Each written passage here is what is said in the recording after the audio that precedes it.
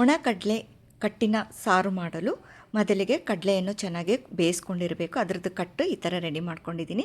ಇದಕ್ಕೆ ಒಗ್ಗರಣೆಗೆ ಎಣ್ಣೆ, ಸಾಸಿವೆ, ಜೀರಿಗೆ, ಬೆಳ್ಳುಳ್ಳಿ.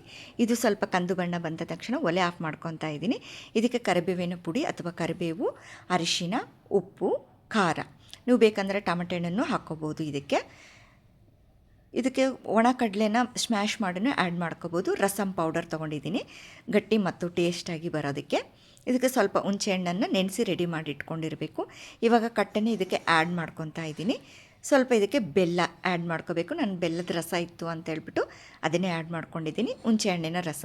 ಇವಾಗ ಎಲ್ಲದನ್ನು ಚೆನ್ನಾಗಿ ಮಿಕ್ಸ್ ಮಾಡಿಕೊಂಡು ಅದನ್ನು ಚೆನ್ನಾಗಿ ಕುದಿಸಲು ಬಿಡಬೇಕು. ಇದರಲ್ಲಿ ಕಡಲೆಯನ್ನು ಮಿಕ್ಸಿ ಮಾಡಿ ಅಥವಾ ಸ್ಮ್ಯಾಶ್ ಮಾಡಿ ಆದರೂ ಹಾಕ್ಕೋಬೋದು.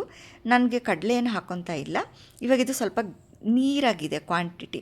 ನನಗೆ ಅದಕ್ಕೆ ಸ್ವಲ್ಪ ಹುರಿಗಡಲೆ ಪುಡಿನ ಅಂದರೆ ಕಡಲೆನ ಮಿಕ್ಸಿ ಮಾಡ್ಕೊಂಡಿರೋದ್ರಲ್ಲಿ 1-2 ಸ್ಪೂನು ನೀರನ್ನು ಈ ಥರ ಹಾಕ್ಕೊಂಡು ಕಲಿಸಿ ಇದರಲ್ಲಿ ಆ್ಯಡ್ ಮಾಡ್ಕೊತಾ ಇದ್ದೀನಿ. ಇದರಿಂದ ಗಟ್ಟಿಯಾಗುತ್ತೆ, ಕ್ವಾಂಟಿಟಿ ಜಾಸ್ತಿ ಆಗುತ್ತೆ, ಟೇಸ್ಟು ಚೆನ್ನಾಗೇ ಇರುತ್ತೆ. ಇವಾಗ ಇದು ಚೆನ್ನಾಗಿ ಕುದಿಯಲು ಬಿಡಬೇಕು. ಇವಾಗ ಚೆನ್ನಾಗಿ ಕುದಿ ಬಂದಿದೆ ನೋಡಿ. ಇವಾಗ ರೆಡಿ ಆಗಿದೆ. ಇದು ಅನ್ನದ ಜೊತೆ ತುಂಬ ಟೇಸ್ಟಿಯಾಗಿರುತ್ತೆ.